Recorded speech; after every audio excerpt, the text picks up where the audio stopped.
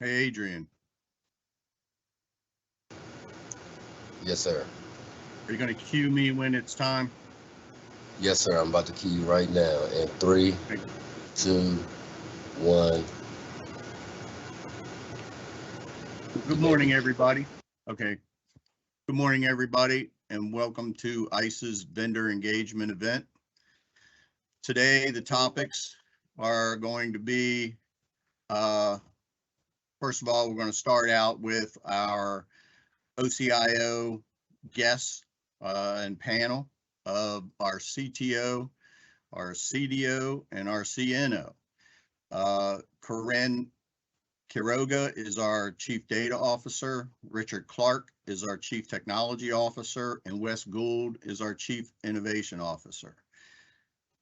This panel will begin by explaining a little bit about what their roles and their key tasks are, and then you'll be provided an opportunity to do a little bit of Q&A. And from that point, we'll move on to our small business representative, Miss Anita Perkins. And then we'll move on to about four of our most important acquisitions, provide you a little bit of status, a little bit of update on what we plan on doing in that regard. And then following that, we'll have an additional Q&A, and that Q&A it pretty much opens up the floor and provides you with an opportunity to get into the details of things. Now, on the next slide, we're quickly covered what our mission and overview is at ICE, and you can read the slide, but primarily protect America from national security and public safety threats by enforcing immigration and customs laws. Our organizational structure is pretty basic for those of you who do not know it. We have our Homeland Security investigations, our enforcement and removal operations, Office of Principal Legal Advisor, and our Management and Administration Office. Now, we'll move on to the panel, and Corinne Quiroga, our Chief Data Officer, will begin by introducing herself, followed by Richard Clark, and then Wes Gould. Go ahead, Corinne, you're up. Thank you so much, Tommy. Hi, my name is Corinne Quiroga, and I am the Chief Data Officer. In my group, well, a little bit about myself. I grew up in Alexandria, Virginia, and that's also where I reside. I spent a few years at Georgia Mason University, and what I'm most excited about working in this role is my chance to partner with the other offices within OCIO and with ICE, sorry, to transform ICE into a data-driven organization. So I get to learn about what everybody's doing, find ways to help them, and it's been really exciting so far and looking forward to continuing that in the future. Some things that we're focused on is helping individuals with their data, whether they're doing analytics, whether they're building systems. We're just trying to help them bring simplicity to the data, make it more easier, and then doing things that we can do in place to enable them to be able to use that data easier. As well, working on with DHS to organize and govern not only the way that ICE manages our data, but also across all of the partnership and other agencies under DHS. Another area that's under me is the records and information management. And in that role, we're really focused on ensuring that not only are we following the NARA records retention rules, but also schedules, but also making sure people understand records. How do we move forward in a more electronic environment? We have a lot of records today that are in paper format, and we're really moving forward to transform that to be a more electronic environment. So some of the key tasks that we've been working on last year and also will be continuing to work on in the future is working on the IT data modernization roadmap. So in FY22, we did a lot of work on identifying where we were as an agency, creating the baseline, capturing some things that were already in action, some things that we were already doing to use data and move forward in a data-driven organization, but also identify those gaps that we have within the organization, and then identify the steps and tasks we need to close those gaps. As I mentioned before, the manage the ICE records and information. We're doing a lot of site visits, visiting different partner sites that provide service to us, such as detention facilities, records, storage areas, and just understanding how we can help them, where the challenges are, and how do we move forward in a more electronic way. A lot of working with DHS. We're going to continue to do that next year. We're working on a data maturity assessment, working on data inventory, and really working on data sharing, not only amongst the enterprise of DHS, but also with our other customers and other agencies. And then working on operational policy oversight. Now I'll turn it over to Rich Clark, who is our CTO. Hi, my name is Rich Clark. I'm the Chief Technology Officer for ICE. I've been in this position for about 4 years, and prior to that, I was the Chief Enterprise Architect.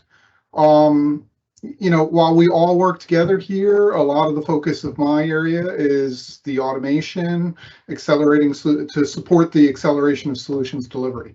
You know, whether it is agile or cloud automation, you know, we're trying to figure out how we can better exploit the technologies that we have, decide on what future technologies we need to bring into the environment, and what ones we're deploying and how we're deploying them. I don't know if you know, we were an early adopter of the cloud and we dove headfirst into it. And we've recognized a great deal of benefits from going in there. And now we're looking to better exploit many of the cloud native features that are in the cloud, and so that we can provide better implementations, whether it's faster, cheaper, or easier to maintain.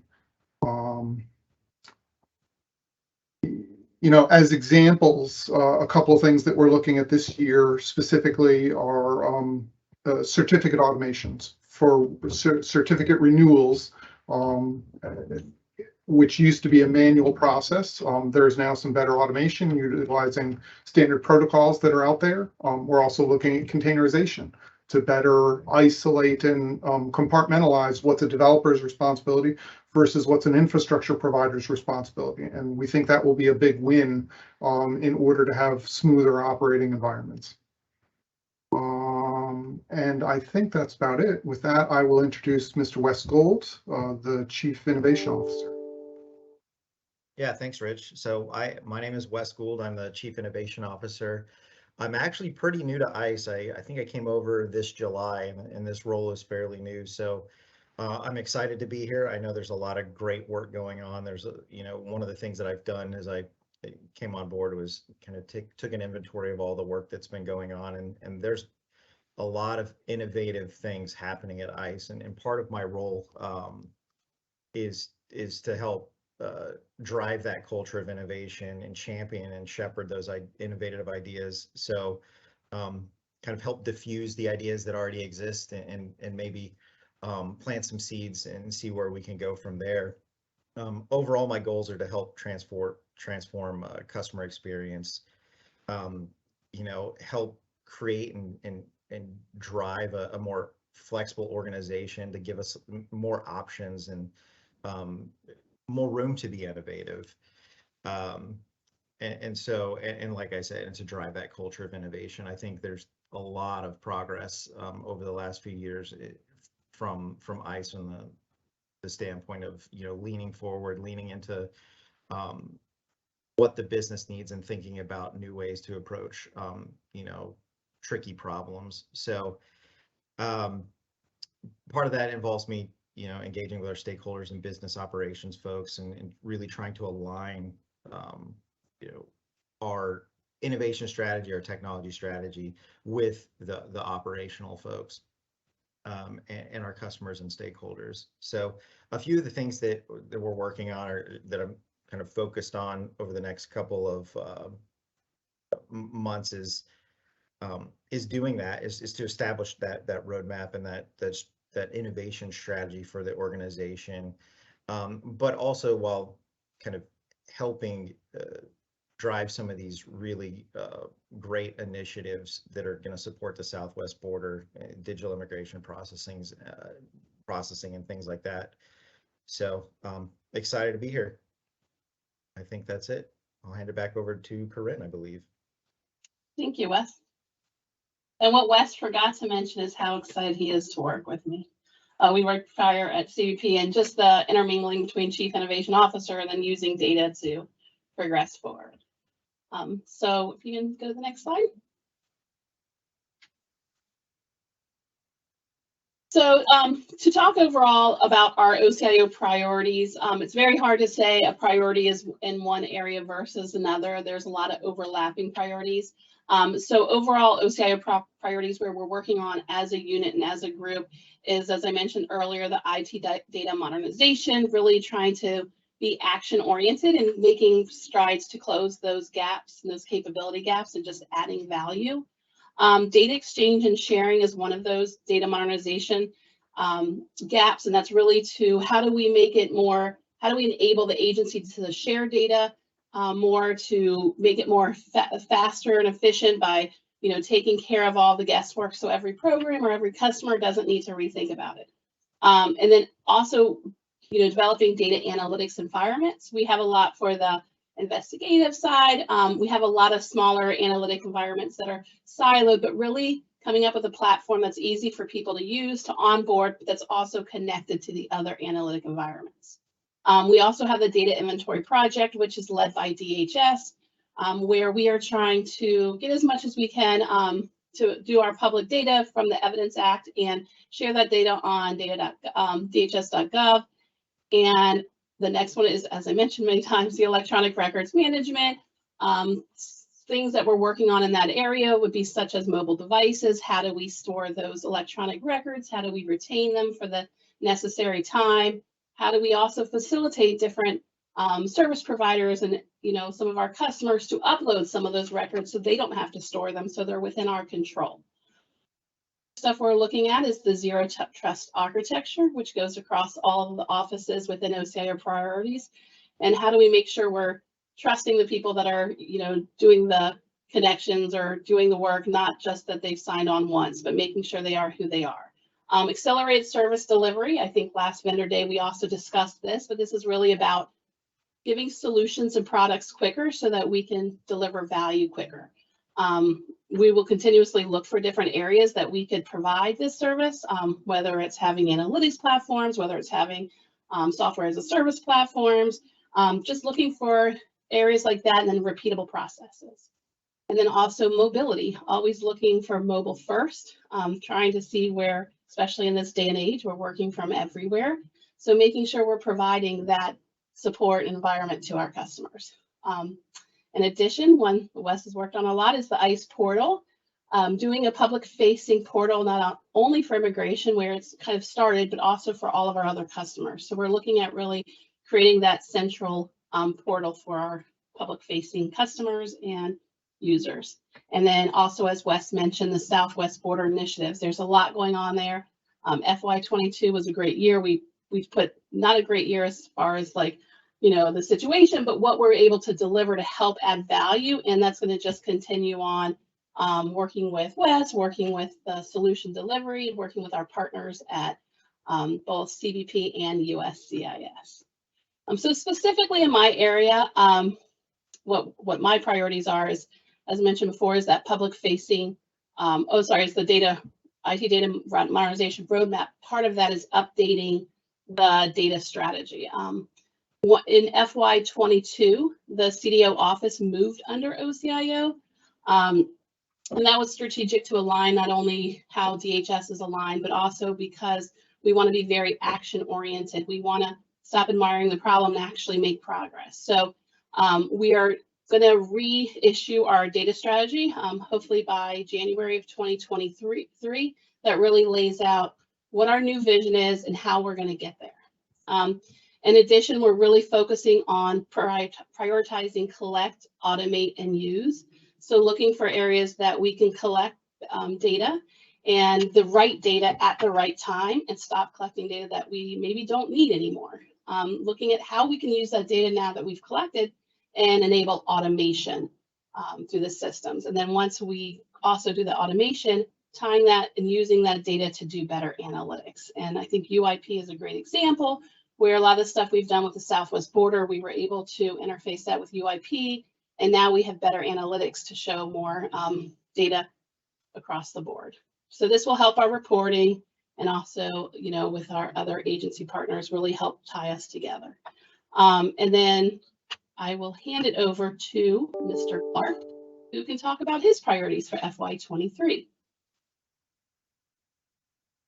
So hi, once again. As I mentioned before, containerization is one of the items that we're looking at strongly. I think rather than making all of the programs within the vast and diverse ICE landscape fit into one enterprise offering, containerization gives us the ability to have more diversity in the teams and more control by the individual development teams.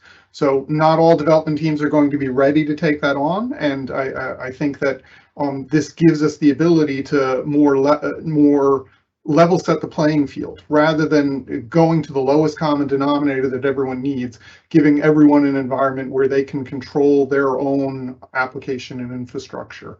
Whereas there's a backplane provided by operations to support that. So we think that will be a big benefit for accelerating the delivery of services in the individual areas. We're also working a lot on the roadmap, trying to better sequence what technology decisions we need to make before others, what have interdependencies on one another, again, to help make better decisions here. I'll touch on it a little again. Zero trust architecture, we want to make certain that zero trust is looked at as a change in the way we do things, not necessarily a solution or a one and done.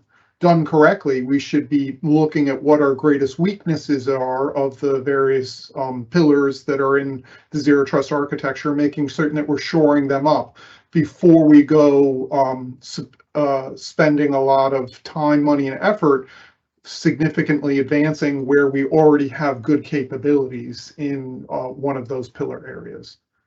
Mobility. We have a love-hate relationship, I think, with some of our existing infrastructure components and tools around there that were, I think, best in breed when we needed to implement it in a highly secured environment that we have. And we're really trying to segregate the security from the applications so that we can ensure our environment is providing the most and best usability for those things. API gateways is another item that we think can provide I hate the term force multiplier, but it will provide greater accessibility with less work. There's a maturity to API gateways, and while we're able to put up a WSDL and make data exchanges happen, I think like zero trust, where we want it to be ingrained as part of the way we do things, there is an opportunity with API gateways to make the data in our systems more accessible by default to more applications, at least internally, and then we can figure out how to also expose that to the public where appropriate or necessary, or DHS and data.gov to make that available. And I think those are my chief priorities this year. And with that, I'll hand it over to Wes. Yeah, I think Rich and Corinne kind of touched on a couple of my priorities as well, but I know we're probably running up on time. But one of the big focuses for me is the Southwest border initiatives. So I mean, as you guys are probably well aware, and if you're not, the situation on the Southwest border, is not great. And one of the things that we've been trying to do over the last several years across DHS is improve the situation there. And one of the things that in my role here at ICE is how can we do that with capabilities that we've already created or that we have on the horizon that we're planning on creating. So when I came on board, like I'd mentioned, there's quite a few capabilities that ICE has created that are just really powerful, useful, game-changing capabilities. But one of the things that we'd like to do is connect those capabilities. If we can take these different capabilities and combine them together, we can really, I'll use Rich's term he hates, create some force multipliers. And so something like the ICE portal is a combination of different initiatives kind of coming together. So the ability to change for the non-citizen to be able to change your address via a public-facing website, the ability to schedule field office visits. That's a capability that's actually already deployed. But kind of bringing all those capabilities into one, one place where a non-citizen will know to go that they can do that. They can designate their legal representative and representation. So a lot of that interaction that we'd have with the non-citizen can be done through that portal, which in turn frees up a lot of the field office staff. Some of the stuff was being done telephonically. 10,000 calls a month. I don't know if that's an accurate number, so don't quote me on it, but there's quite a few calls that come in. So, if we can make this self-service, there's a benefit to the non-citizen, and there's a huge benefit to ERO and our operators in the field working on that. And so it's executing those initiatives, but also, as Rich mentioned, we have things that are like API gateways. That's important because these capabilities can then, if we do this right, they can then talk to each other a lot easier. If we start talking about, data mesh technologies and architecture, how we can make sure the data gets where it needs to go, where we can treat data as a product, and the way I liken data mesh is, data mesh is to data, it's microservices work to software development. I think it's kind of the way the industry's going, and I think it's a really powerful way to handle your data. So we're looking at that across the board, and as we build out these capabilities, being able to make sure that the data is solid and we can get it where it needs to go is really going to be important moving forward. So a lot of opportunities coming up at ICE to work and kind of across all of our different areas. And I think we might be at time or ready for questions. Yeah, I think There's, Wes, I think you're right. You guys did an amazing job. Wes, I think one really good softball question that came in while you were chatting was, do you root for UVA when Virginia Tech plays? So I thought we would start there, but we're going to run this a little bit longer, I think, than we had started. This was so good. I think there were a couple records management questions as well in there for Corinne. But I just wanted to throw us one out to you guys. What of all the things you guys talked about, what are you most excited about doing this next year for the organization overall? Wes, Rich, Corinne, anybody want to take that one? Wes, since you're on, why don't you take it?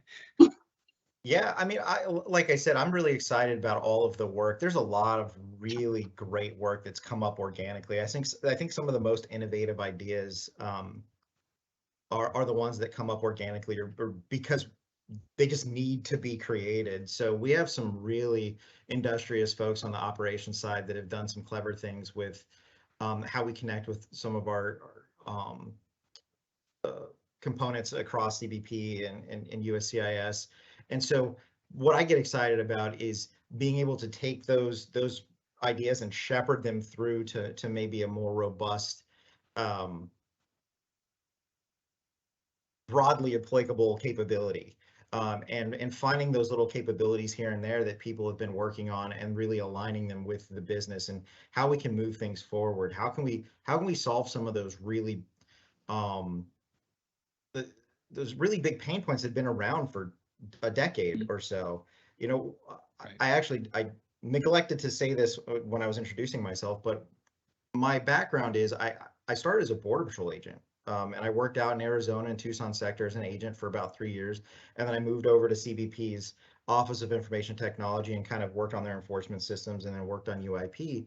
And what's interesting now, being kind of on the other side of the fence, so to speak, with ICE, is that you can see where a lot of the things that that CBP does have a direct impact on ICE and vice versa, and kind of now having that visibility, it's fun to be able to go after those things that I know, like CBP could probably fix this really quickly. Let's work with them on fixing it, or ICE could fix this right now, and that solves a huge problem over here, and it helps USCIS. Let's go for that. So those are the things that I get excited about because,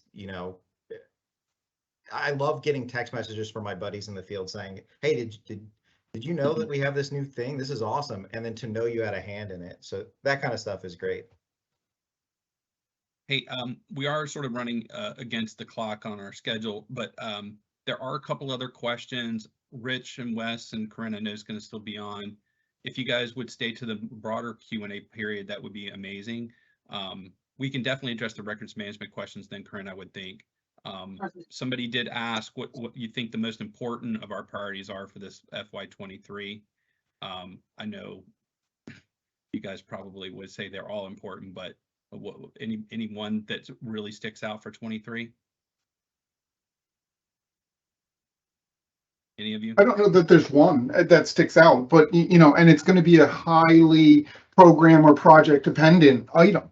We're really trying to cultivate the individual programs to excel where they can best excel. And I'll answer one of the questions. There's something about, would we consider for accelerated solutions delivery is doing market research to identify small capable businesses that can provide solutions? And I'll say absolutely, we would consider that. However, I do want to throw out there that I think we have a lot of capabilities in-house already that need to be further exploited, and we would want to make certain that we're balancing. I think we have a history sometimes of buying well-marketed solutions that we don't take full advantage of. And I think we're trying to be more careful that we are assured that we're getting the value that we want from that when we go. I think we're also going to be going into an extremely tough budgetary cycle over the next few years. And that may temper our ability to be buying services and products. Thanks, Rich. This was great. We got like 8 more questions while you guys were chatting there. You guys can actually answer some of those questions in the Q&A in the chat if you want as well, in writing. If not, we'll get to those at the end. So Tommy and Adrian, back to you guys. And again, thank you guys so much for an amazing briefing. Thank you. Sure. Thank Okay, you. yeah, that was really good, and thanks for hanging around if you can. And so next up on our list is our small business representative, Ms. Anita Perkins. She'll go through a little bit about how to do business with ICE, the government, from a small business perspective, and that also applies to the large businesses as well. But when she's also going to talk a little bit about our goals, whether or not we met some, why. So Anita, you're up now. It's so dark. Good morning, everyone. I'm trying to. I'm in Nashville, so I'm trying to figure this out, but I don't think you can even see me. Anyway, I'm Anita Perkins. I'm the small business specialist for ICE. Next page, please.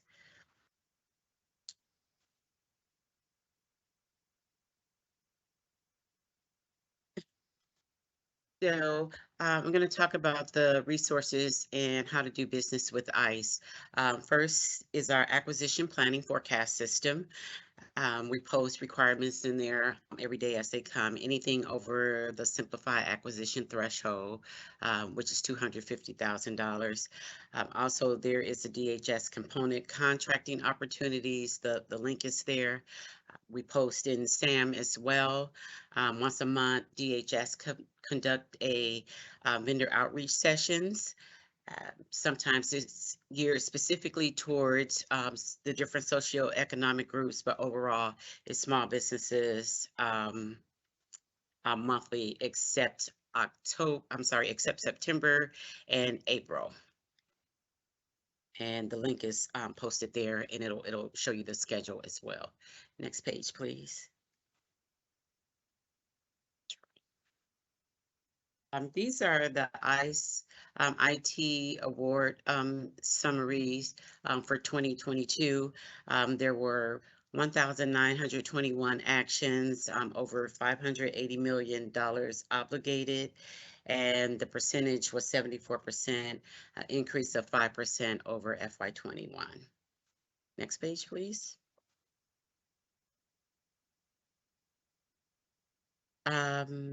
So this is the FY22 small business goals for ICE.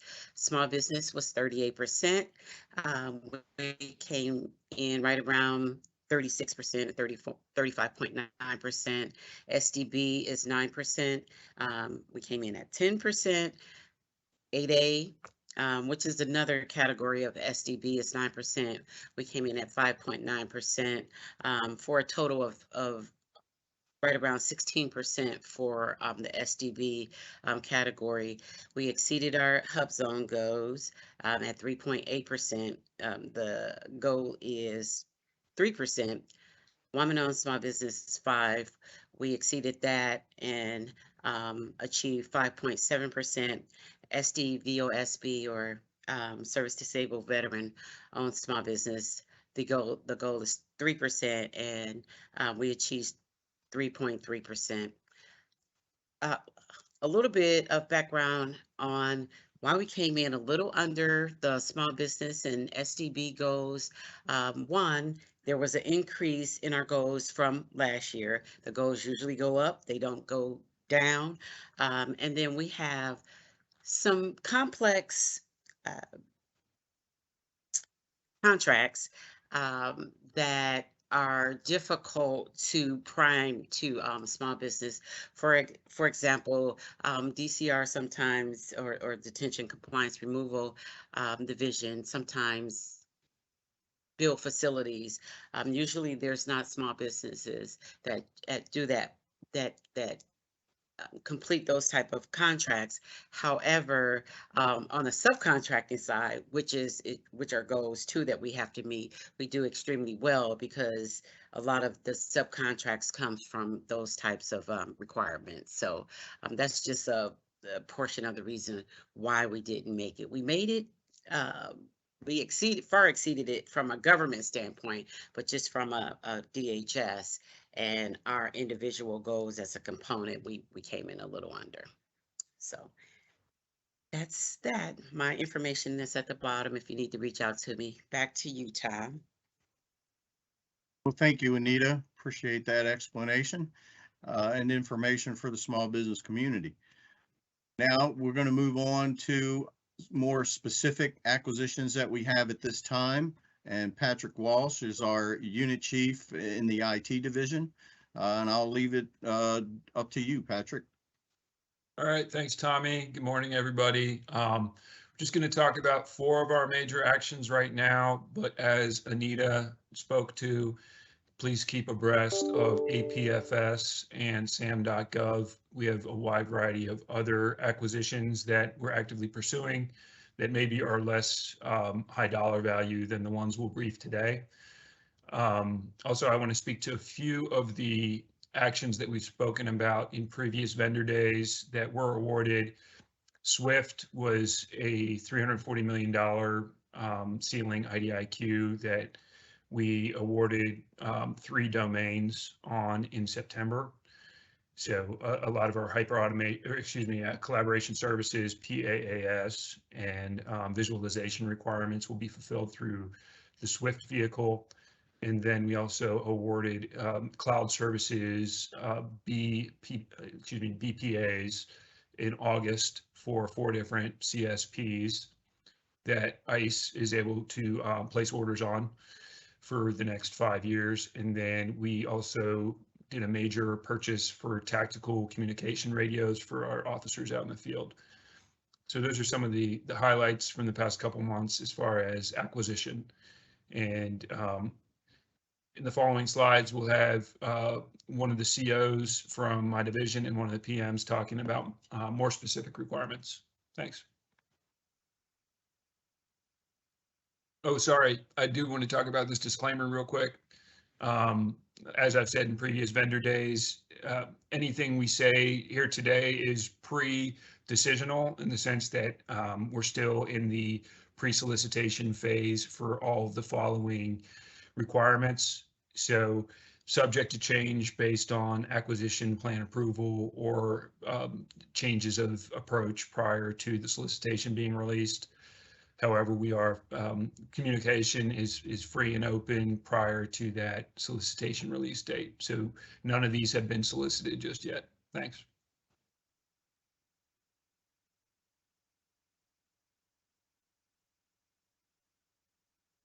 You can just jump to the next slide.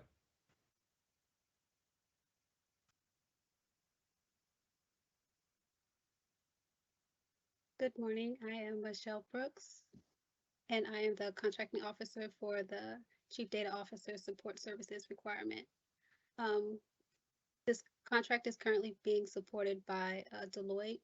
The current contract ends in March 2023, and we intend to resolicit this requirement against Oasis Pool 1 Unrestricted. The contract specialist is Michelle Ned, and Corinne Quiroga will provide additional information about this requirement. Thank you so much, Michelle. So this is the OCIO Chief Data Officer Support Service contract, and there's two main areas. The first area is the front office support. That, Clint, is for strategic communication, and it's not only for our CIO, but it's for all of the divisions and the directors within OCIO. So it's for executive briefs, PowerPoints, helping create roadmaps, and just doing strategic communications in those areas. The second area will be specifically for the CDO in our office. So it would include areas along the way for records and information management, data management, helping with our data analytics environment, and then also with the PMO.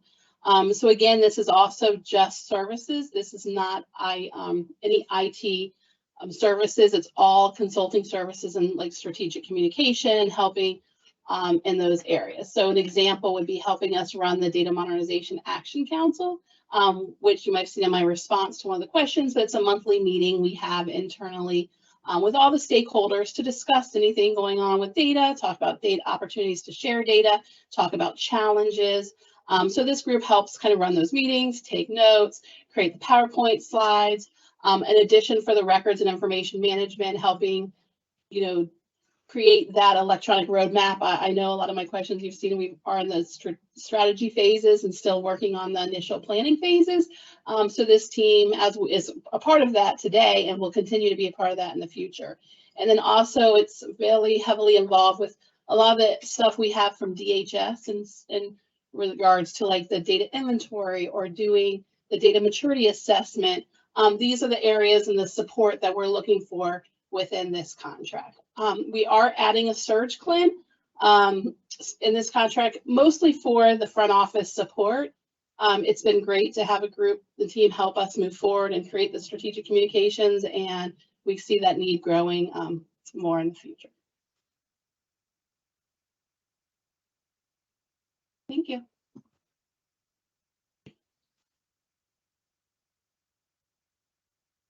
Okay, so Adrian, the next slide, please.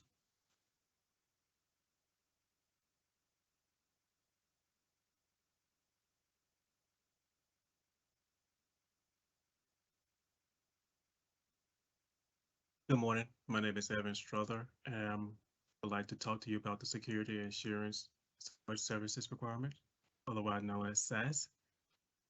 The current effort is being supported by a task order that was awarded under OCIO SB3. It expires in March. The new requirement will be competed on GSA MAS Small Business. We anticipate release of solicitation in December of this year. And I will now turn it over to the program manager, Linda Tomey, to give you further more detail about this requirement.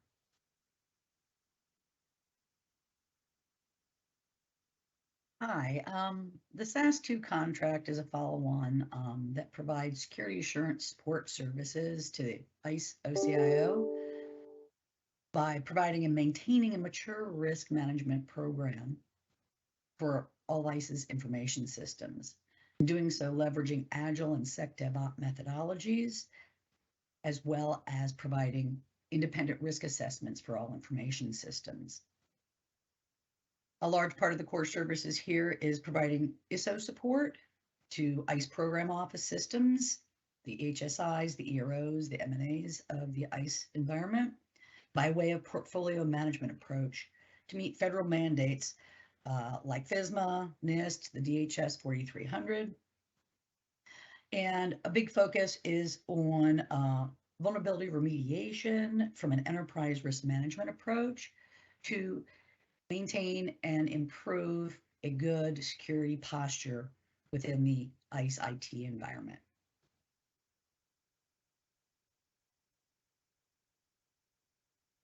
And that Okay. is it. Adrian, next slide, please.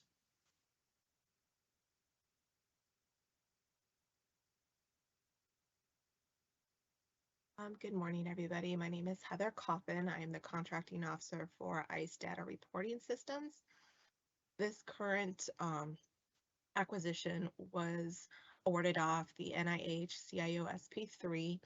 The current incumbent is KCI Acuity, and that current order will expire on March 31st, 2023. Our procurement strategy is to recompete this off NIH CIO SP3.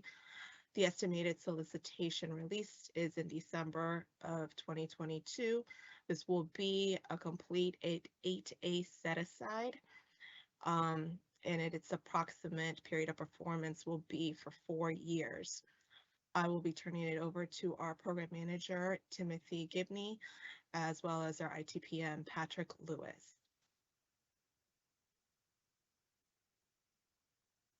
Hey, good morning. This is Tim. So I'm with CRO.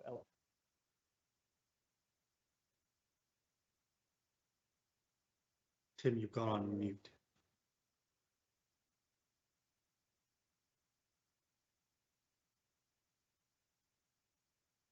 Patrick, if he can't get back on, go ahead and pick up. Absolutely. Sorry, can you hear me now? I'm off Yeah, mute. go ahead, Tim. Okay, sorry about that. So I'm Tim Gibney. I'm with ERO LESA, that's Law Enforcement Analysis Division, and I promise you my mute button. All right, I think let me take it over because he seems to be frozen. So this PWS includes management of several ICE reporting repositories. They're listed here, including the ERO enforcement data, which is probably about 80% of our portfolio. Then there's human resources and some training data that we also process. And we're looking to provide a scope that's going to include the supportment of this management of data, the pipelines from the source. And again, as mentioned from our innovation officer, as well as our chief data officer, want to make sure that we're able to tell the story of our data. So we are used primarily for transactional systems reporting, moving data from our enforcement databases and all of our supporting tables into a data lake environment where play into the broader DHS space, provide data into UIP. So our team is really on the reporting repositories, data warehouse, management of all the historical data sets. We develop and manage the queries and dashboards, and we support right now, very busy time for our effort because we're supporting the year-end processing of data where our statistical team comes in and answers data from the entire fiscal year. But in addition, the data that this effort manages also is used for FOIA requests as well too. Some of the primary technologies that we use include Databricks as a lakehouse, a lot of analytical platforms and several BI tools, one of them being Oracle Analytics Server, OBIE, and again, the UIP space and Click as well. Interested vendors really should be prepared to support us as we're prepared to, again, push our agency's mission of data reporting as well into the future and not just kind of be that O&M effort. So looking for a collaboration partner to help us shape goals, help us shape problems, and again, be able to report on that. And one of our mantras is really just the data that we collect has to tell a story. So all of the information that you heard previously in terms of quicker, faster time to market comes out of this space here as well too. Tim, if you're back, I'll give you a little bit of the time frame, but that really kind of summarize up what we're looking for in the ICE data reporting system. If not, then I turn it back to and I'll answer some questions. Thank you. Okay, it doesn't look like he's back. So Patrick Walsh, are you prepared to take on the next item on the list, or do you have a CO for that? Yeah, I'll take it. So the CO, if we could go to the next slide. Next slide, please. The CO for this effort is Tracy Quinn. She's out today, so I'll quickly brief the CO portion of this conversation. This is a little different than the other 3 requirements that were just discussed because this is hardware. ICE has a BPA that's expiring for hardware that we use to buy laptops, tablets, any kind of smaller personal use hardware. So the old BPA expired on November 1st, and the new BPA will be off of GSA Mass, and will be we're shooting for a December 2nd award. And so this is going to be up and coming very soon. RFQ release date is imminent in the month of November. And I'll hand it off to Scott, if Scott's here, to discuss any technical details. Yeah, sure. Basically, we're looking for recompete on our equipment BPA for our IT hardware. We have a list with the salient characteristics that will be going out, and we're basically looking for, as Patrick said, our IT client refresh equipment. So we're talking about laptops, desktops, small form factors type of desktops, and some peripherals along with that, and tablets. One of the things that we understand is that the pandemic has created a supply chain issue, but we're very optimistic that the bidders can overcome that in time. So if you have any questions, please feel free. Okay, so Adrian, if you'd go to the next slide, please. All right, thank you very much, Patrick, and all the other presenters on these acquisitions that we have coming up. So we will have the Q&A. Don't forget about using that Q&A tool. The upcoming events that we have going on right now, as Anita Perkins just mentioned previously, was the vendor outreach session, and that's coming up on November 17th. About a week ahead of time is the best time to start looking for signing up. Those fill up pretty quickly. And our next vendor engagement event like this one, we're anticipating to hold another one in March. All right, so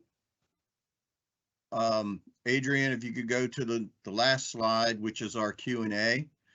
We'll take a few minutes to try and digest some of these questions. I think that Chris Lee and Taisha are prepared to begin this process. So Chris, I'll hand it over to you. Thanks, Tommy. Yeah, so let the fun begin. We have 38 questions that are published, and it's going to grow. First couple of things I want to mention to everybody is that a number of repeat questions that we've had. The slides are already up on SAM, so you can get the slides now for the presentation today. And the video is being recorded for this session and should be posted hopefully by tomorrow by Public Affairs up on YouTube, and it will also be linked on SAM. So you'll be able to get that in either place. The other question that I'm getting a lot of is, do we or can we publish a list of attendees to this meeting? And no, we do not. publish that. And we don't have a way of publishing listed attendees because we do not require registration for this meeting. So I just want to get those three out of the way. We're going to go through these questions in order of the way they came in. So that probably means that we'll have a few questions for the officers that spoke early on to start. And then there's some acquisition questions sprinkled in. We're doing really well on time. We have till 11:30, so we're going to take our time and make sure we get that right. Folks that are from the OCIO and OAQ side, if you want to take a look at those questions, even as I'm going through the later ones, and you want to provide written responses, I can just read those off. If not, I'll be calling out people to answer those questions as we go. So here we go. First question we actually got early on was, I think, Patrick, you answered this, and I'm just going ahead and read it off. We're a small business GSA Mass, and we assume that ICE procures a contract through GSA Mass small business. They will not allow companies to submit proposals if that company has since graduated to size status according to their reps and certs FAR 52.219-1, and their status is SAM.gov. Is that assumption correct? This is a long question. Patrick basically says ICE fulfills all requirements to verify the size status of small business. Your request to confirm size recertification for each order will be taken in consideration and discussed within ICE. Patrick, anything else that you would want to add there? Okay. Question about list of attendees. First question for Corinne. I think she answered this online already. What tool do you use for electronic records management currently? I believe you answered this twice, Corinne, if I'm not mistaken. They were similar questions in here. I'm just going to read the one answer. Corinne, if you can add anything you want after. But today we do not have a lot in regards to electronic management, records management. We are in the process of exploring, but there are so many different tools we were looking at and the different capabilities. Mr. Clark could probably add more to some of those technologies we're looking at for mobile device records, but overall, we're still exploring. Today, we have a SharePoint site where we're developing our strategy and using for a starting point. Anything else there? I don't know if Rick wanted to talk about the mobile, but yeah, Rick, Mr. Clark, Rich, are you there around? Do you still think so? I am still here. As a result of all the things that probably everybody's read in the paper about missing text messages, are in the process of expeditiously implementing probably something more akin to archiving and journaling for mobile messages. I think we have an expedited time frame in which we're looking to do that, and we'll probably be leveraging departmental contracts in order to do so. Did I get the bulk of that question? That's fine. That's fine. Thank you, Rich. Next question. Our company participated in the SWIFT competition unsuccessfully. We have not received our debrief. The September CO provided acknowledgement our debrief request. But any updates on when we receive our debrief? Can ICE advise when debriefs will be held for SWIFT? Patrick, you? Yeah, I don't have more details on that specific event. Who was the vendor? It doesn't say. It came from anonymous, unfortunately. If the anonymous person that if put they that could provide question more information as far as their vendor name, we can definitely look into that and make sure that they're provided a debrief if that hasn't happened yet. Okay, thank you, Patrick. All of the debriefs, to my knowledge, have already taken place. Okay, the same question about electronic records management. We just went through that. Somebody said piggybacking on the prior question, but I didn't really quite piggyback on what one, but it's talking about recertification. Probably from up top earlier, Patrick. You said previous answer, not only should ICE request recert for GSA for all company procurements, these are many companies claiming they're small, but if recertified, ICE will find they are no longer small. This is difficult to compete against these. True. Okay, so you already answered that from before. Yeah, I understand the comment, and we will, like I said, we do fulfill all requirements, but we'll take that into consideration. Okay, thank you. I see Wes answered the UVA Virginia Tech question, which is super important. He said yes, he does. So I won't make Wes come on and justify that. Christina William in reference to Swift debriefs. Okay, so Christina made a post about that. She said she would take on any emails for outstanding questions with Swift debriefs. So thank you, Christina, for doing that. So sorry I didn't see that before I asked you, Patrick. So made a comment about the recordings. This will be basically posted on YouTube. We actually have a channel for our vendor engagement. So that'll be really easy to, or there is a playlist for the vendor engagement under ICE's YouTube channel. Should be up hopefully by close of business tomorrow. We got it done really quickly last time. For accelerated delivery parties, would ICE consider doing market research to identify capable small business that can provide SaaS solutions that are already deployed in the federal marketplace? And then Mr. Clark responded, absolutely would consider doing a market research on the topic. However, accelerated delivery is rarely one size fit all type of problem, and we have a great deal of potential solutions and tools available already that need to be better utilized or exploited. If you have specific SaaS solutions that you would like me to be aware of, you can reach him at richard.j.clark@ice.dhs.gov. Thanks, Rich, for that response. I appreciate it very much. Also, just to throw out this at this time, as vendor liaison for OCIO, working with Tommy, any vendors that want to engage IT, be happy to take those on as well. And I'm chris.lee@ice.dhs.gov. Will the CR postpone any of your upcoming opportunities? Corinne replied to that. Try our best to plan for CRs, considering that this has become a new norm. Since we never know when the budget will be passed, it's hard to determine if there will be an impact, but we try our best to plan for it and mitigate as needed. And I think, Patrick, you've talked to this before, I know, on previous when we talked about CRs. So anything you would want to add there from an acquisition standpoint overall? I think Corinne took a stab at it. Okay. Yeah, she did. It's fine. I just wanted to see. Sorry, don't mean to catch you off guard. No, that's fine. No, I don't really have anything to add to that answer. Okay. I asked the question of the FY23 priorities during the officer briefing earlier, so we'll go past that one. There's a generic question up here about handling work from home challenges and preparing to return to the office workspace planning. Please include print fleet management strategies in your response. So I thought about responding to this. There's an implication in the question that we're having challenges, and I don't know that that's the right way of working at it.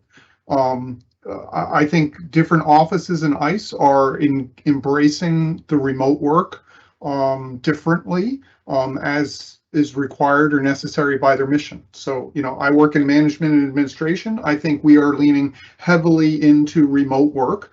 I am here at my remote office right now, and I am permanently assigned here. Some of the more mission component agents, like HSI and ERO, obviously can't always do their job responsibilities from remote work locations.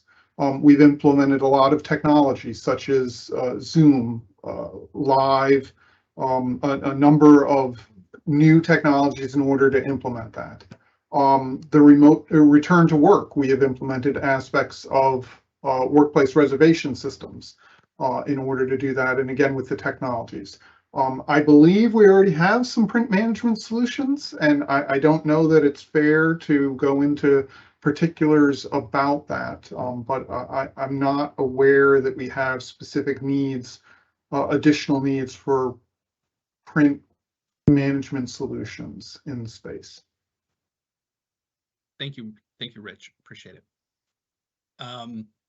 Next question: are we planning on consolidating into a modernization contract to accomplish the roadmap? I think that question came in, during Corinne's time, and Corinne provided an answer. For the IT data modernization roadmap, the answer is no. The capability gaps span the entire agency, and even within the gaps, there are different mission needs that also may be spread across multiple contracts, some possibly new and some already in place. Thank you, Corinne, for that.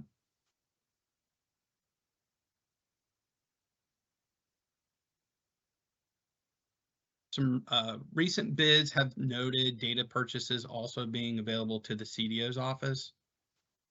How is ICE looking to centralize data usage between ERO and HSI, or is it? Second, how involved is the CDO in the data procurement decision? And Corinne provided a response to that. Currently, there is a pause on public data purchases. There is a process for an exception, but is being looked at closely. ICE is continuously looking for ways to share data and share solutions. ICE has a monthly internal data modernization action council where opportunities to share is discussed. We also have a DHS CDOD council where we discuss opportunities at a DHS enterprise level. I added that word, Corinne. Hopefully that's okay. So anything else there, Corinne? No, and just that the pause is internal to ICE. It's not a DHS level. It's just strictly within ICE. Okay, thank you for that clarification.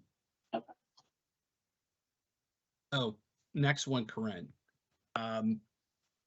Believe the quote was, "Stop admiring the problem."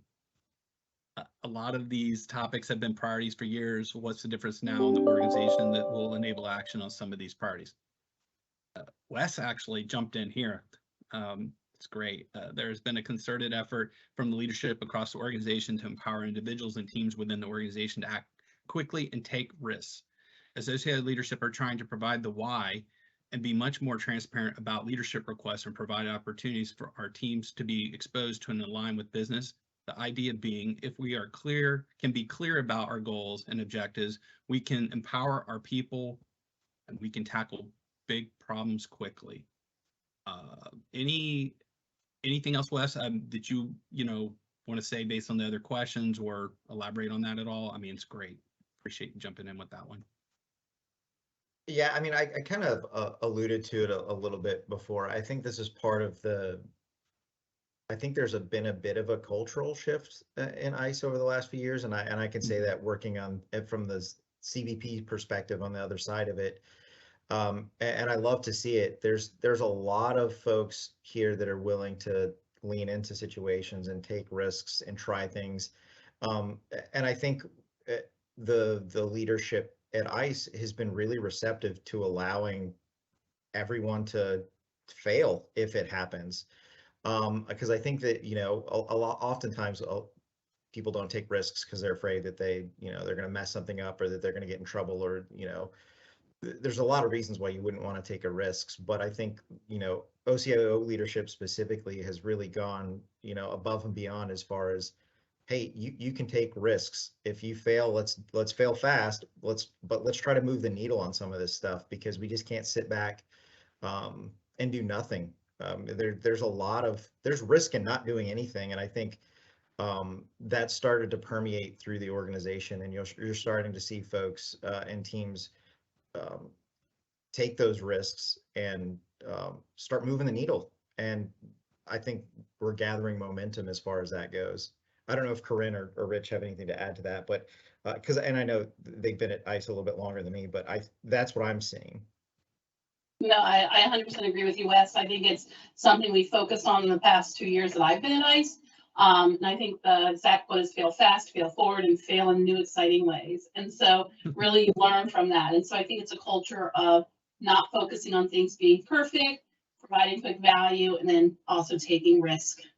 So I 100% agree. Thank you, guys. Appreciate that additional info.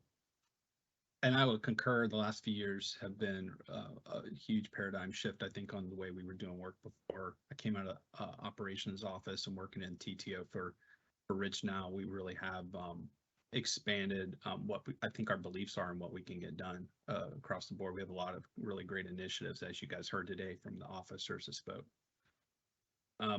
Next question. How do companies meet with you to discuss similar modernization work portals? I think this came up during a specific part of the briefing. What I will say overall, and Tommy, I was going to ask you this one. What is the generic vendor engagement mailbox that you and I have? Is it ICE vendor engagement? If you maybe would put that in there for that answer, that would be really great. But I believe it is ICE vendor engagement at ice.dhs.gov. Yeah, I believe that's it. I mean, we have like 2 or 3 different ones. One One of them is for small business, kind of specifically, which is ICE Small Business VOS at ice.dhs.gov. So either one of those should work. Okay, can you type it in the reply as well, if you would? Okay. Yeah, it was at 10:26, the question.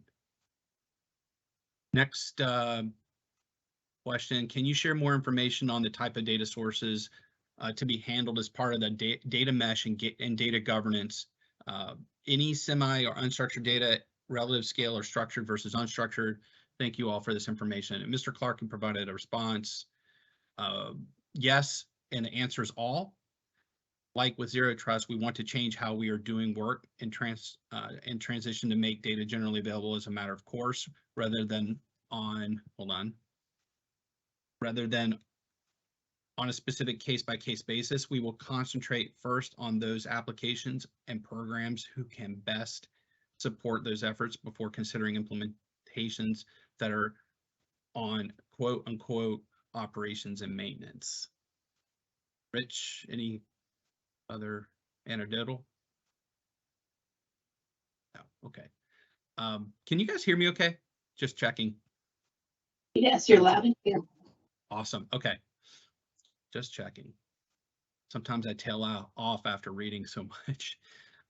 Next question, when will APFS records be posted for those items listed as potential opportunities? Mr. Walsh said, if they become funded requirements, they will be reflected in APFS. Are you open to demos of SaaS that are already deployed in other agencies? Who can we reach out to? Have you done the market research? For your records management requirement, are you accepting meetings? And Corinne, you replied to that. In some critical needs, such as records for mobile devices, there have been some. We are still in the planning and strategy phase to create the roadmap of the other needs and areas. We are always willing to accept relevant meetings and are appreciative of companies taking the time to demo and discuss their offerings and experience with other agencies in the public sector. I ask you work with our TTO office to schedule those meetings. And Corinne, this is exactly, they can email me and I will work with your team to do that. chris.lee@ice.dhs.gov, and I will put that in the reply. Sounds good. I didn't see the first part, so I was really replying to the records management, but I feel like it's very similar for the SaaS. Yep. And next question. You said that you were embraced you embrace the cloud. Are you on AWS or Microsoft? Will you requiring CMMC certifications for your vendors? Sorry about that. We aspire to be cloud agnostic and have been deployed in various cloud offerings and are adding more as we speak. We're not the DoD and do not believe we specifically follow CMMC, but we would need to check with our information security professionals.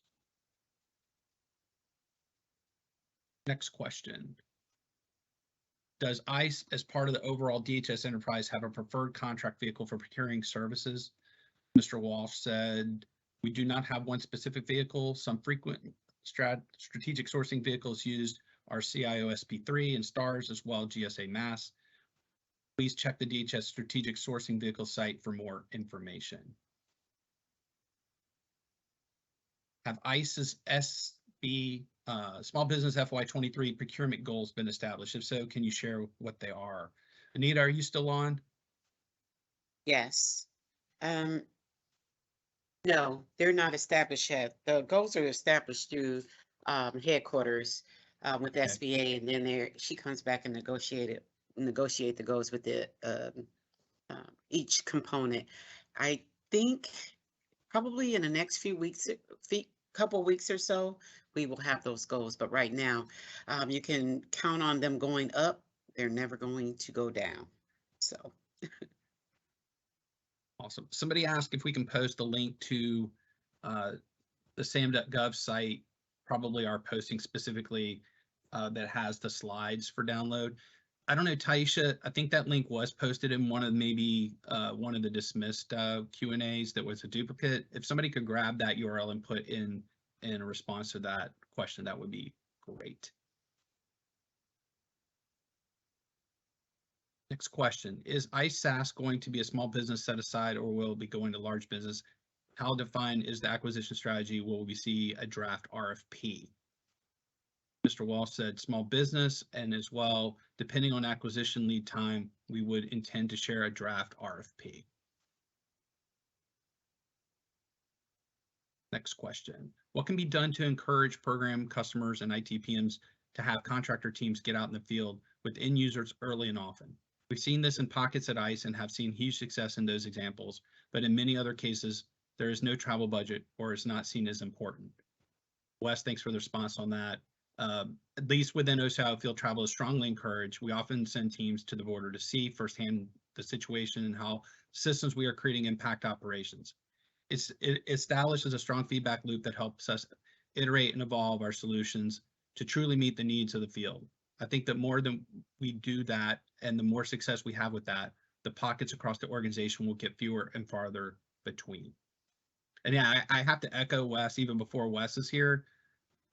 Within the last couple of years, I've seen more and more folks going out to the field and engaging in teams and working with the field.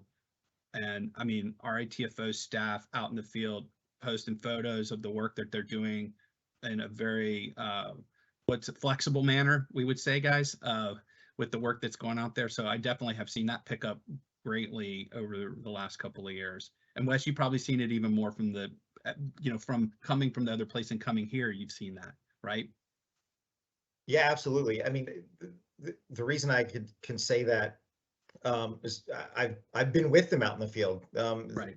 Not only is ICE sending a lot of teams out to the southwest border and across the country, they're sending them out with CBP teams that are doing the kind of the other end of the work, or with USCIS, and all these collective teams are all going down together to see what's going on at the border so that we can make sure our systems are all integrated and working together. And I think it's been paying dividends. And I think I think the question kind of, at least from the,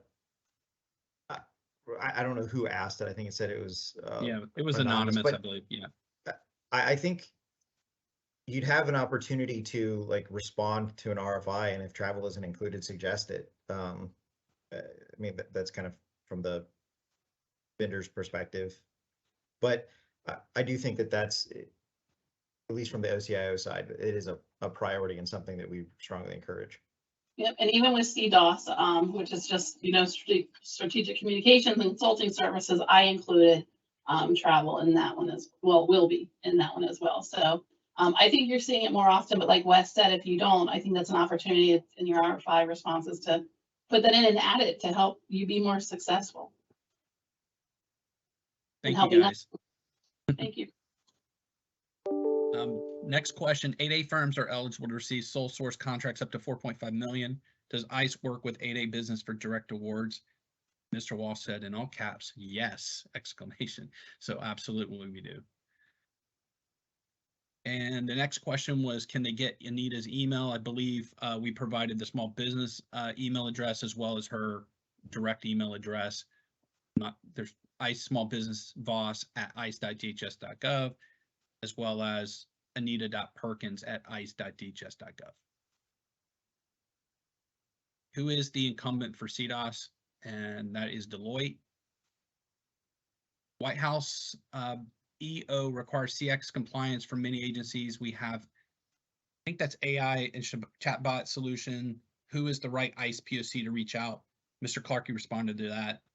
CX is not an item that I would quantify as falling into the realm of compliance. The intention is to improve users' experience when interacting with government agencies and systems. ICE is committed to improving the customer experience both internally and with interactions with the public. We're implementing changes to improve these aspects.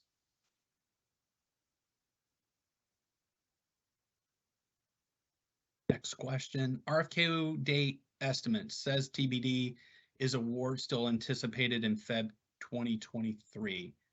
I believe, hey, can you go back a couple slides? I believe, Adrian, if you can still go back, like keep going back, one more.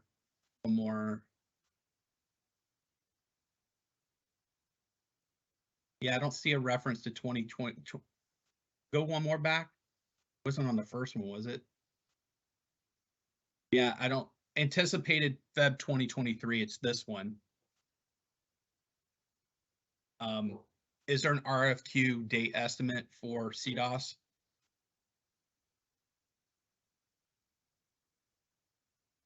Corinne, you there? Patrick, you I'm guys here. know? I am here. I mean, I know the plan is to release in November and then award in February. Okay, so we don't have an RFQ date estimate? We do not. Okay. Next Unless one is, sorry, if Michelle's still on, she can. yeah, clarify yeah. better. You're correct, Corinne, November 2022. Thank you. We don't Thank have a you if that was specific date. Michelle. Thanks, Michelle. Sure. See, where was I? Will CDOS be unrestricted or SB on Oasis? Please confirm it will be pool 1. Can it also be released on pool 2 or GSA Mass? And Michelle, you replied, CDOS will be solicited against Oasis pool 1 unrestricted. Next question.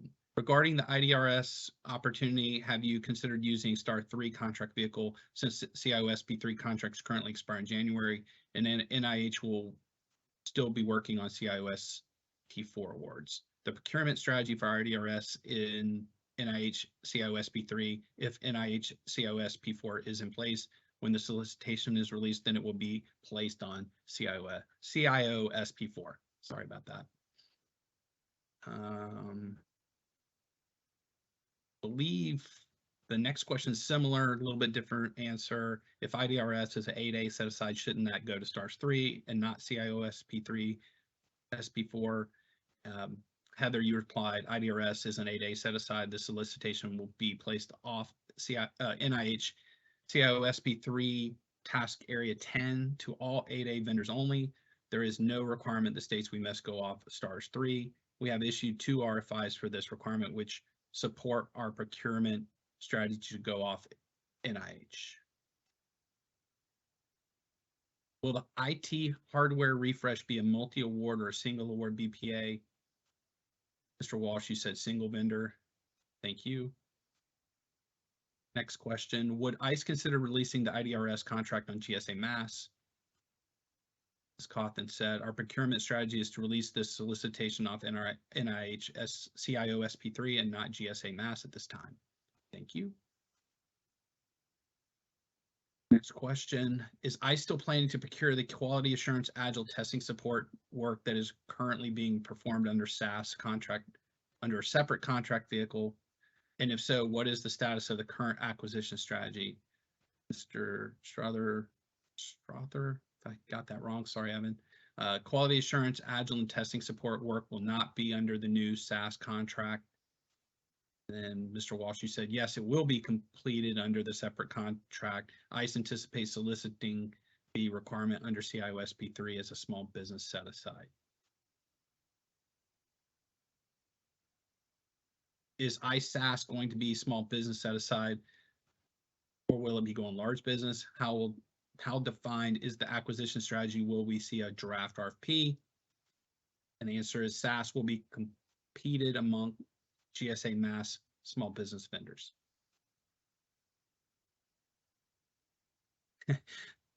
Thank you, TechServe, for the compliment. He says, I'm crushing it.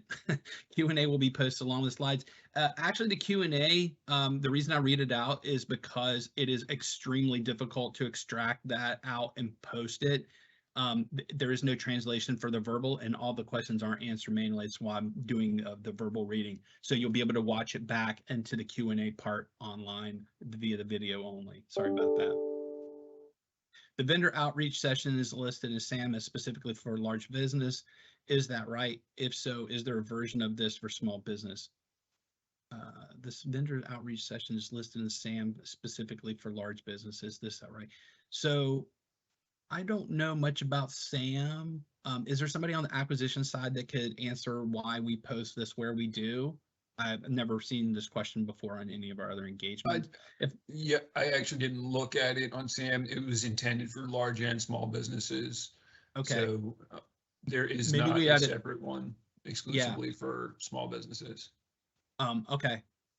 So there's not, yeah, so there's not one exclusive, so, okay.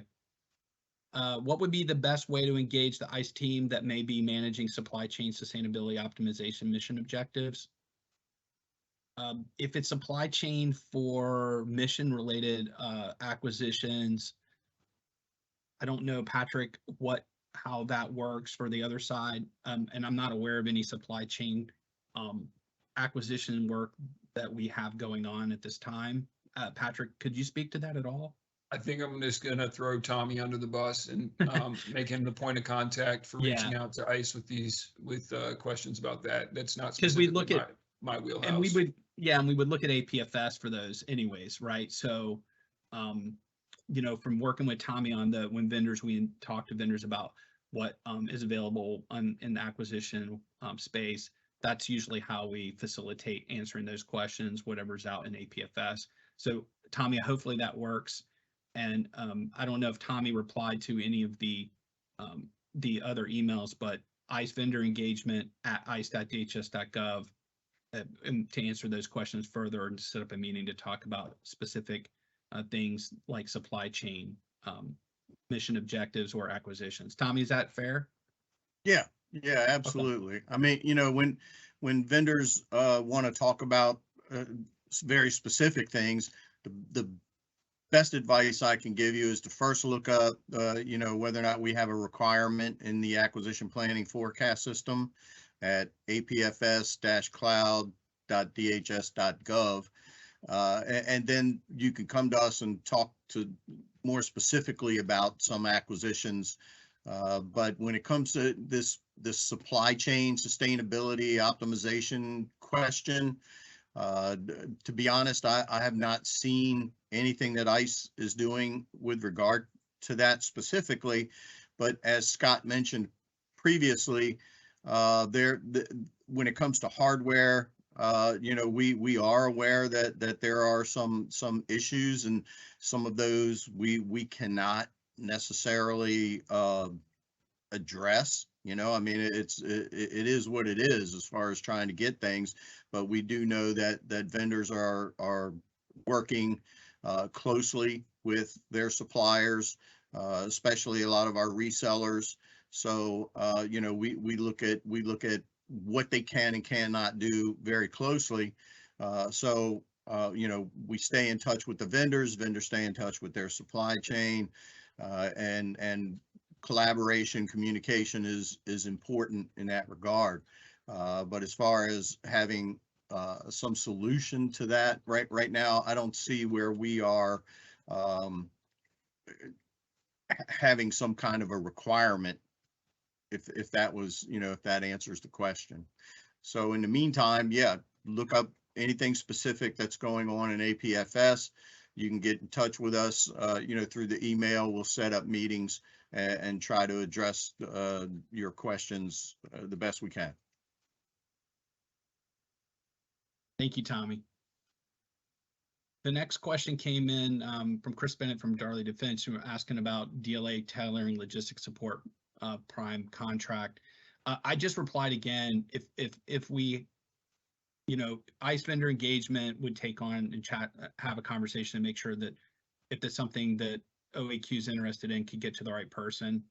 I don't know, Patrick, if and how we look at what other prime vehicles we would use from other agencies, how do you guys do that? But I know we can just take that on through Tommy and then pass that along if we need. Yeah, real quick, because we're running low on time, I'd say that my other answer, that we have strategic sourcing vehicles, which we're presumed to use. Typically, we need a waiver or exception to get out of the strategic sourcing vehicles that you can find on DHS's strategic sourcing website. So if, just out of curiosity, Patrick, to further that, if somebody wanted to say, well, we refer them to DHS, is there a way that companies or, you know, people know they're on a certain contract in another place? Is there a contact at the department that, or people, how they look at those sourcing from the department level? So I can't speak to how the department makes those decisions. I know there are POCs there who that's their job, is to decide which contracts to add to the strategic sourcing vehicles. Okay, Thank you, Patrick. So I think the next question is sort of similar to acquire IT services products and the mandatory contracting to use certain GWACs like CHESS. I think if that's the way to say that acronym, CHESS. We have a presumption that to use DHS as strategic sourcing vehicles, which Patrick just mentioned in this other case. Yeah, we have about 5 minutes left. I'm going to try to get through the rest of these questions. I believe Corinne, it's a repeat question about the CX, and we already answered that one. Thank you, Corinne, for that response. Somebody was asked for my contact and chris.lee@ice.dhs.gov. Thank you for providing that for me, Corinne. What is the YouTube account this video will be posted on? It's actually, I don't have the handle for ICE, but it is ICE, Immigration Customs Enforcement on YouTube. So I don't have the way to pull that right now. We're easy to find though. If you search for ICE on YouTube, because that's how I did it last time. When will these slides be posted? They're already up there, and Taisha provided the link. Thank you, Taisha. Can you provide a direct link to Sam for the PowerPoint? Did that again. Thank you for publishing that again. Somebody asked for my contact again. I guess I'm going to be busy. I'm going to send them all to Tommy, right, Tommy? So, and then please clarify. Again, collaboration and communication. We'll work together. Correct. We're a team, right? Can't take us down. Please clarify, will ISAS be released on CIO SB3 SB or GSA Mass? And Mr. Strother replied, GSA Mass. Are there any considerations in using case management solutions to support your electronic data capture, management, and sharing and analytics? Corinne, you're replying to that now. I am. I'm saying at this time, we're still in the planning phases, but definitely open to hearing from anybody for recommendations. Right. CDOS will be a small bit of set aside on OASIS question. CDOS will be on OASIS Pool 1, unrestricted, large business. So down to the last two questions. There's one still sitting in new, Taisha, if you haven't seen that. With several opportunities scheduled for release in November, December, what is the likelihood that we'll see these opportunities we push to the right into 2023? Are we trying to determine holiday schedules with many folks unable to take time off for proposals? I remember this question from last year, Patrick, around this time. I think I know the answer, but I will let you answer that if you want. Talking about pushing proposals due to the holiday schedule. I believe the answer is we don't. We just move forward as usual, right? I think it's a consideration when it comes to due dates. We're not going to have a proposal due on Christmas Eve, for example. So it's definitely a consideration. You know, we're mission focused, mission prioritized. So we will, you know, that's our number one goal, is to support the mission, but we're also cognizant of holidays and people being out between Christmas and New Year's and those kinds of things. Right. Thanks, Patrick. Since COVID, our past performance has aged to 4 years. During that time, small business procurement actions were stagnated to DHS. Will your organization consider 5-year past performances for some acquisitions? SBA extended 8A certifications by 1 year. Anita, or no? Anita, do you know? If I need to read that again, let me know. Okay, so I know that SBA did extend 8A for 1 year. With regards to our past performance, I'm not sure. I know we are not able to make that decision. Maybe Patrick can answer that if they're going to extend past performance. Yeah, I can't make a blanket statement to answer that question, because each acquisition is different, and how long we want to look at past performance or whether we want to look at it is really a case by case kind of basis. And the last question we have in here now at the moment is Anita mentioned something about radios. What's the name of the radios? And our radio program here, and thanks Patrick for that response, is TACCOM. TACCOM. And I think there's one last questions. Oh, thank you for the presentation. All, it was terrific, and I have a list of action items now. So that is it. Tommy, do you want to wrap up? Yeah, absolutely. seem to have a little problem getting my camera to come back on, but there we go. Okay, so this concludes our Q&A period and the presentation itself. So we thank everybody for attending, and I'd like to have a special thank you to all our guests. Y'all did a very good job and presented a lot of valuable information to the viewers. So thank you all very much, and look forward to seeing you again next time. And have a great day. Take care, everybody. Take care. Thanks, everyone.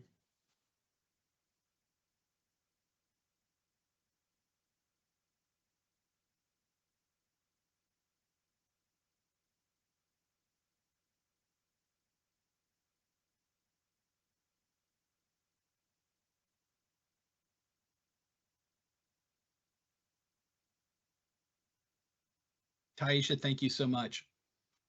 Oh, no problem. I was trying to get through everything.